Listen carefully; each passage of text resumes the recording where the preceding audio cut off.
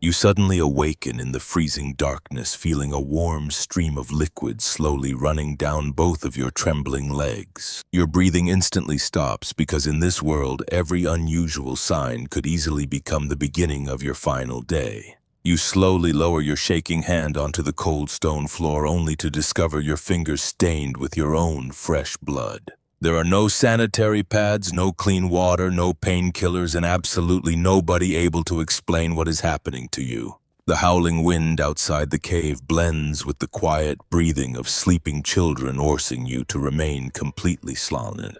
You already know sunrise will arrive soon and your entire tribe must continue searching for food before another hungry night arrives. If the pain forces you to walk more slowly, everyone must reduce their pace and waste precious energy needed for survival. If the scent of blood drifts with the morning wind, hungry predators may discover your trail long before daylight reaches the valley. What seems unbelievable is that millions of prehistoric women experienced this same terrifying moment and still protected their families every month. They survived those painful days, gave birth to healthy children, cared for their communities, and helped ensure humanity never disappeared forever. Scientists continue studying archaeological discoveries, searching for clues explaining how ancient women adapted their bodies and minds to this relentless challenge. But before any of those answers matter, you must first survive today, because the pain is only the beginning of something far worse. The first light of dawn slowly reaches the cave entrance, yet you remain perfectly still because your body no longer feels the same. You take a slow breath and struggle to stand, but a sharp wave of pain suddenly tightens your lower abdomen without warning. If this were happening to you, would you tell the rest of the tribe you could not continue, or would you remain silent? You quietly look around the cave, yet nobody pauses their morning routine because survival has never waited for anyone here. An older woman notices the fear in your eyes and silently walks towards you without asking a single question. She gently places soft pieces of dried moss and smooth strips of tree bark into your trembling hands before turning away. Perhaps she once stood exactly where you stand now, carrying the same fear through countless harsh winters many years earlier. You carefully wrap those simple materials around yourself, wondering whether they can truly help you survive the long journey ahead. Nothing is explained aloud, because knowledge inside this tribe is never written down, but quietly passed through experience and observation. Just as you step beyond the cave entrance, the leader signals everyone to leave, because the migrating reindeer will never wait. Would you force yourself to keep walking despite the growing pain, or risk staying behind completely alone among countless hidden predators? The moment you make your decision, a deep growl echoes from the dark forest behind you, and every heartbeat suddenly feels louder than before. The growl echoes through the valley once again, and your entire tribe immediately freezes before quietly scanning the mist-covered forest. Your heart pounds against your chest as you suddenly remember the blood your own body has left behind this morning. If you were standing here right now, what would frighten you more?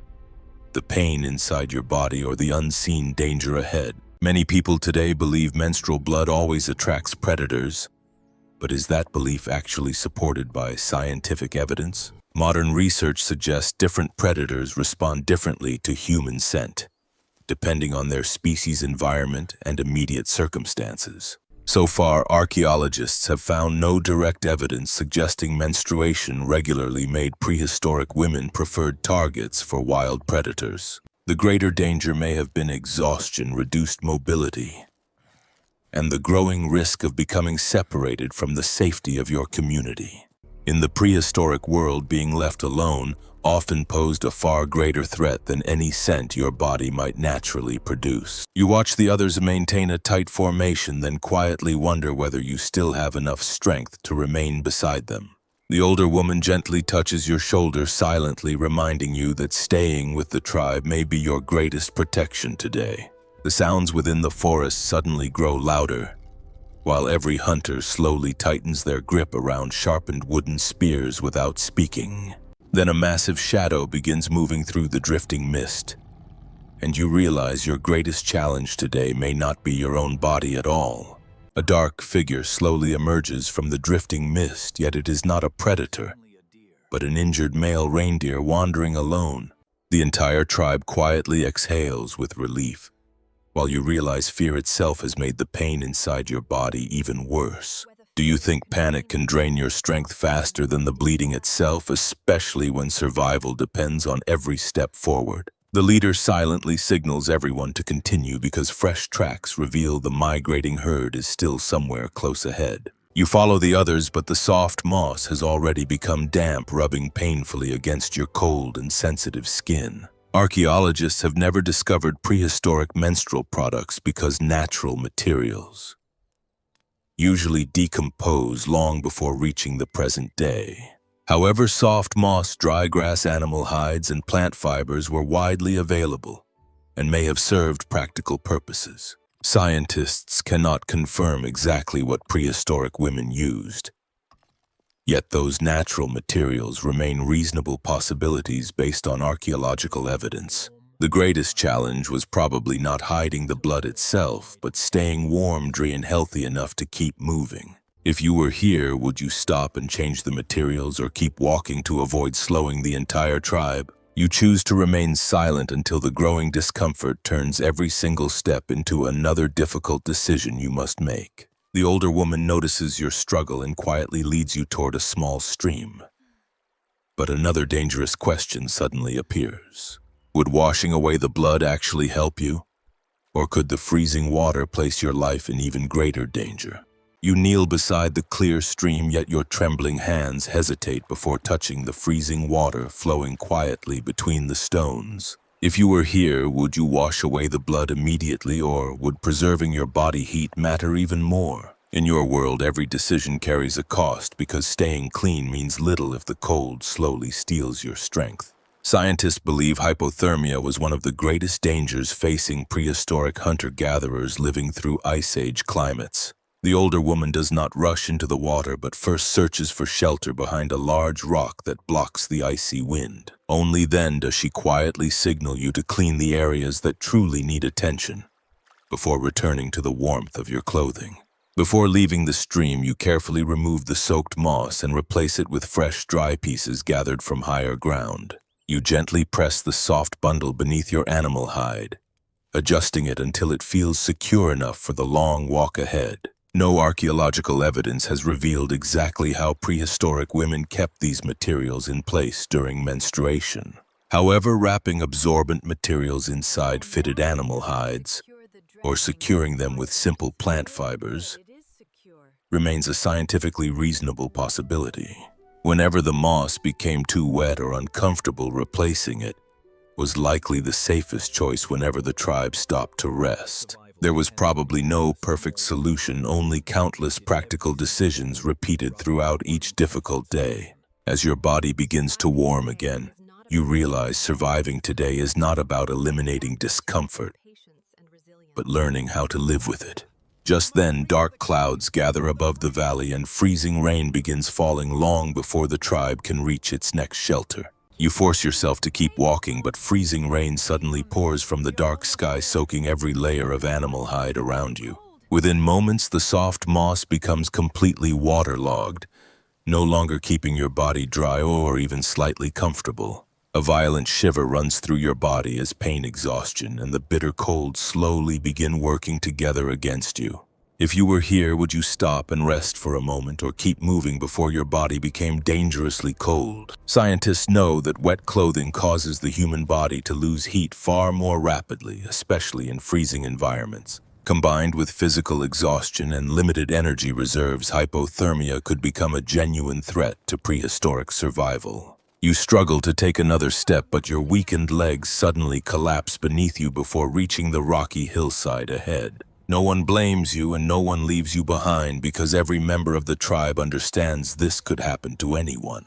Two women quietly share their dry animal hides while another gently takes the heavy gathering basket from your tired hands. As your body slowly regains warmth, your breathing becomes steadier, allowing you to breathe and continue walking beside the others. Many anthropologists believe cooperation and mutual care became one of the greatest evolutionary advantages that helped Homo sapiens survive. Only then do you realize the greatest strength of your ancestors was never individual endurance, but the willingness to carry one another.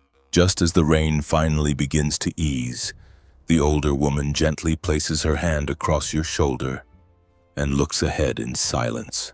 For the first time today, you understand that surviving menstruation was never only about the body. It was about never facing hardship alone. Night slowly settles over the valley as you return to the shelter, exhausted but grateful that your journey is finally over. The older woman quietly replaces the damp materials with fresh, dry moss and soft grasses she had prepared long before today. Archaeologists cannot say with certainty which materials prehistoric women used, because organic fibers rarely survive for thousands of years. However, soft moss, dry grasses, plant fibers, and animal hides remain scientifically reasonable possibilities within prehistoric environments. You sit beside the fire, drying your clothing while slowly eating the food your tribe worked together to gather that day. The warmth of the fire, nourishing food, and precious hours of rest gradually allow your strength to return once again. Your menstrual cycle may not even resemble that of many modern women living in completely different environmental conditions today. Scientists believe nutrition, physical activity, pregnancy, and extended breastfeeding often influenced how frequently menstruation occurred in prehistory. That likely meant some women experienced fewer menstrual cycles, yet each one still demanded resilience, preparation, and careful adaptation.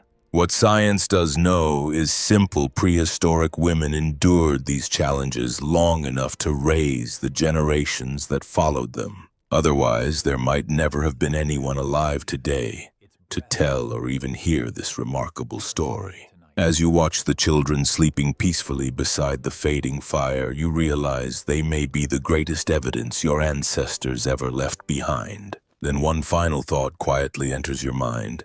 If you had lived in their world, would you have survived?